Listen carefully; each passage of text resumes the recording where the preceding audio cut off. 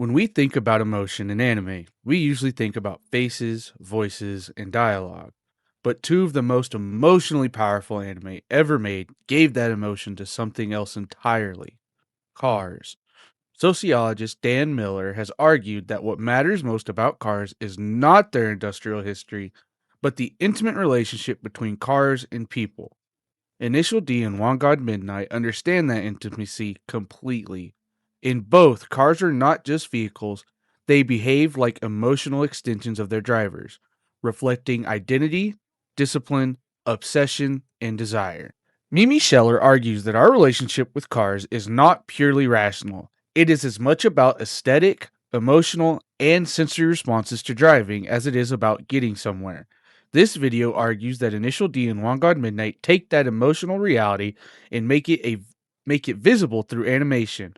Both shows use movement, sound design, camera perspective, and rhythm to make cars feel emotionally responsive without ever making them literally sentient.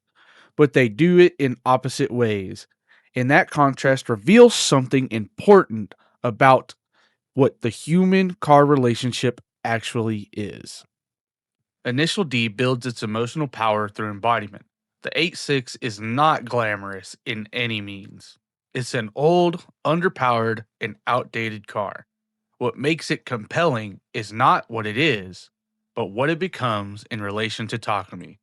Sociologist Tim Dant argues that the driver and the car form what he calls a driver car, an assemblage that is neither purely human nor purely machine, but requires both to exist.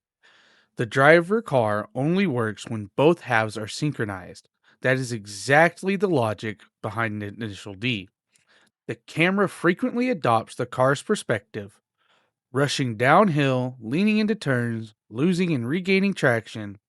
We see what the car sees. These shots do not show us the drive, they put us inside the relationship. Sound design reinforces this at every moment. The engine pitch rises and falls with Takumi's confidence. Tire screeches signal panic or control. When the car responds correctly, the sound tells us before anything else. And because the 8.6 only performs when Takumi is grown enough to meet it, the car becomes a mirror of his discipline and development. It feels alive because animation makes their synchronization visible. When the engine finally blows in the fourth stage, the emotional weight is enormous. The sound cuts out, the assemblage breaks, and we feel it because the show has spent years making us feel that the car is a living presence. Now, One God Midnight takes a completely different approach to the same question, where Initial D builds its human car relationship through skill, discipline, and physical synchronization. One God Midnight builds it through obsession, fear, and psychological projection. Mimi Scheller notes that the emotional dimensions of a car culture include not just the pleasure of speed, but anxiety, the fear of losing control, and an almost compulsive return to the machine. The Devil Z is that compulsion, given form.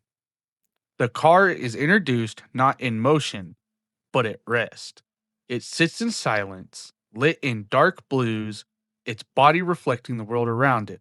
The camera treats it exactly as it would treat a character: close ups on the body panel, slow reveals, and headlights that feel like eyes opening. There's no point of view shot here. We are not inhabiting the Devil Z the way we inhabited the 8.6. We observe it.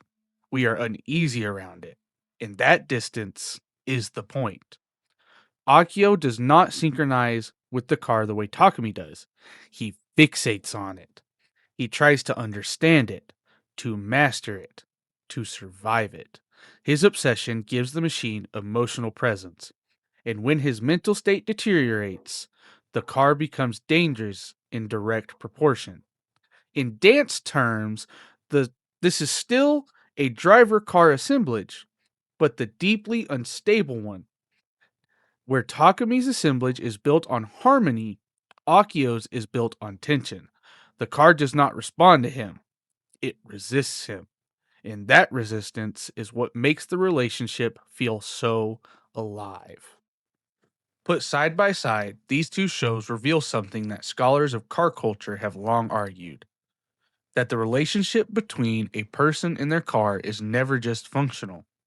It is always emotional, always embodied, and always personal. In Initial D, that relationship is one of growth and mastery. The car and driver improve together. The assemblage becomes stronger over time.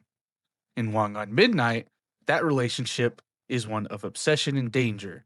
The car does not grow with the driver, it challenges him, it resists him, and threatens to consume him.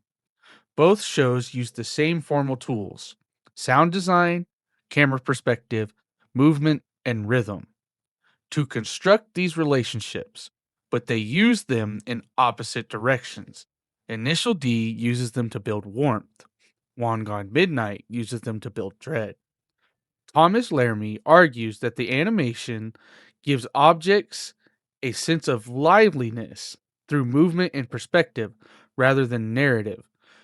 These two shows prove that point and prove that the same medium can produce opposite emotional registers from the same subject matter.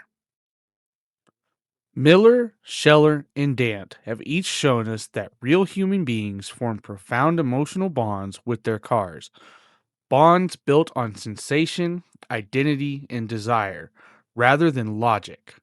Initial D and WanGan Midnight don't just illustrate that, they show us what those bonds look like when they go right, and what they look like when they go wrong. One car makes the driver better, one car makes the driver dangerous. Both feel completely alive. Anime does not need machines to speak to make them feel that way. It only needs them to move.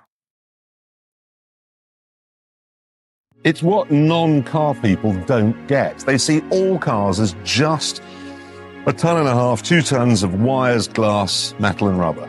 That's all they see. People like you or I know we have an unshakable belief that cars are living entities. You can develop a relationship with a car, and that's what non-car people just don't get. When something has foibles and won't handle properly, that gives it a particularly human quality because it makes mistakes. And that's how you can build a relationship with a car that other people won't get.